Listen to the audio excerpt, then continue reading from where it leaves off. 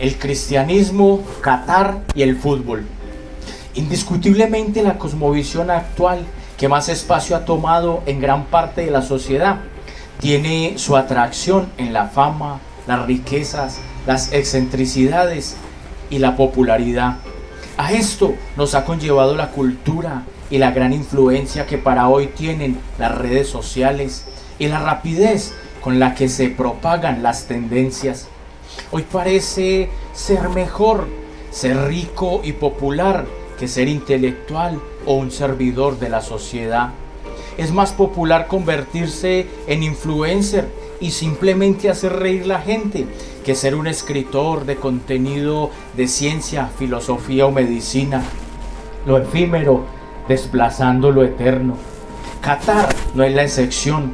Sus riquezas y lujos le han hecho famoso, casi sin importar lo que suceda en su interior con respecto a la libertad, a la expresión, a la espiritualidad, a la religión y a los derechos humanos.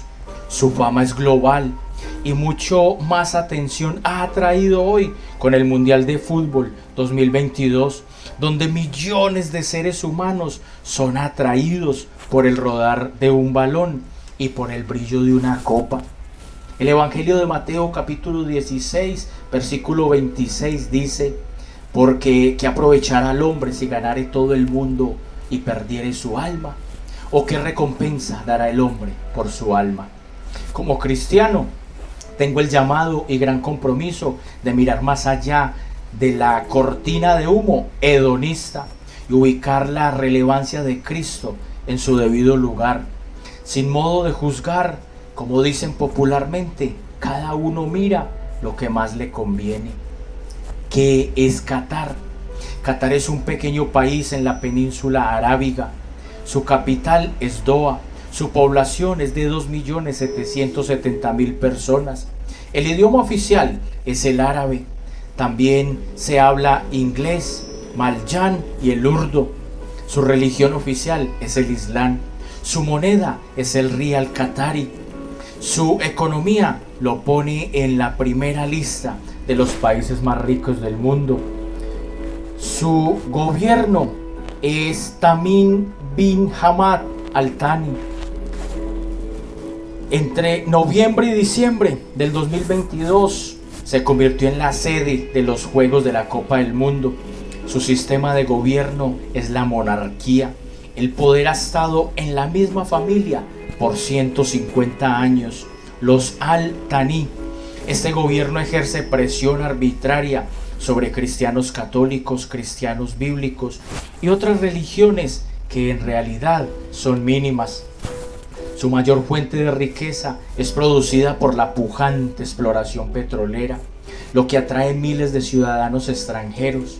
Su religión oficial, el Islam, es el 77%, el cristianismo 9%, en porcentajes más mínimos hinduistas y budistas. Las religiones son controladas bajo observación y recomendaciones del gobierno, sobre todo en la vestimenta y proselitismo. A las mujeres extranjeras no se les obliga a vestir los trajes propios de la cultura.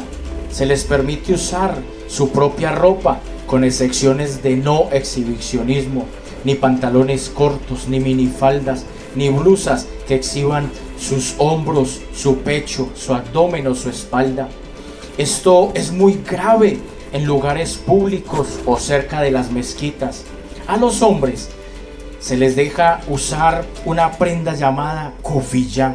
Es un turbante para cubrir la cabeza.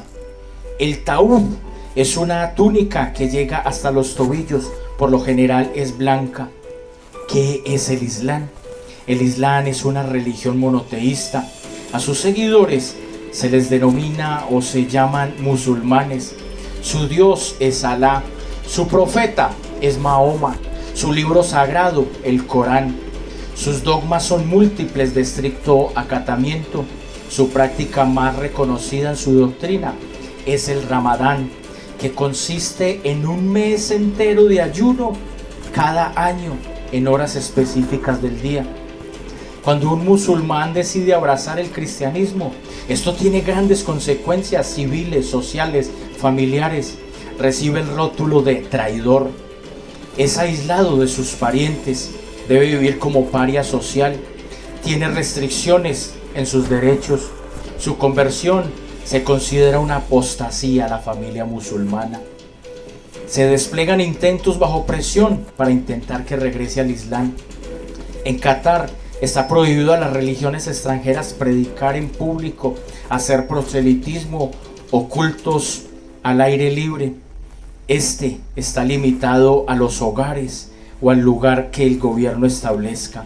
Evangelizar o distribuir literatura se castiga con la prisión. La presencia del cristianismo en Qatar. En el año 2010 la Sociedad Bíblica abrió el primer centro de recursos y acompañamiento para cristianos. En el año 2011 exitosamente pudo abrir otra sede para apoyar a los cristianos. ¿Qué denominaciones hacen presencia en Qatar? Con reconocimiento están los ortodoxos coptos, los ortodoxos griegos, la iglesia jacobita, la iglesia anglicana. Cuando hablamos de ortodoxos coptos, nos referimos a los cristianos que reciben y aceptan la enseñanza de Marcos, quien llevó el evangelio a las regiones de Egipto. Cuando hablamos de los jacobitas, estos son cristianos que dieron originalidad o nacieron en Siria. Cuando hablamos de iglesia anglicana, nos referimos a los cristianos que surgieron en la Reforma en Inglaterra. También está la Unión Interdenominacional. Es una unión de 10 pequeñas iglesias. Todas estas mencionadas están en alianza con Sociedad Bíblica. ¿Qué es la ciudad de la iglesia? Es un complejo de iglesias que el gobierno construyó en una franja de tierra destinada para este propósito, de manera de aislar el Islam de otras religiones. Esta fue construida fuera de la ciudad de Doha, que es la capital de Qatar. Allí también se encuentra el templo católico más popular, que les dieron permiso de reunirse apenas en el año 2008. Todos estos bajo la modalidad de alquiler. Nuestras peticiones de oración a partir de hoy: debemos orar por los cristianos que viven en Qatar, por su libertad, sus derechos, y que les sea permitida la adoración pública. Orar por los musulmanes para que Dios cumpla su propósito en ellos. Orar por la fortaleza y convicción en los musulmanes que se convirtieron al cristianismo, que sean respetados por su convicción. Orar por la obra de la Sociedad Bíblica. Quiero aplicar esta frase. En Qatar los cristianos son perseguidos por reunirse. En Colombia hay que perseguir a los cristianos para que se reúnan. Oh, gente adúltera, ¿no saben que la amistad con el mundo es enemistad contra Dios? Si alguno quiere ser amigo del mundo, se vuelve enemigo de Dios. Santiago, capítulo 4, versículo 4. Que Dios se apiade de todos nosotros, que Dios tenga misericordia de nosotros, y que los que faltan por venir a los pies de Cristo, poner la mirada en el Salvador, poner la mirada en lo eterno, lo puedan hacer, y así hallar la salvación de nuestras almas y permitir que la obra de Cristo destruya la corrupción carnal que nos ha intoxicado para no mirar a lo celestial. Que Dios nos bendiga.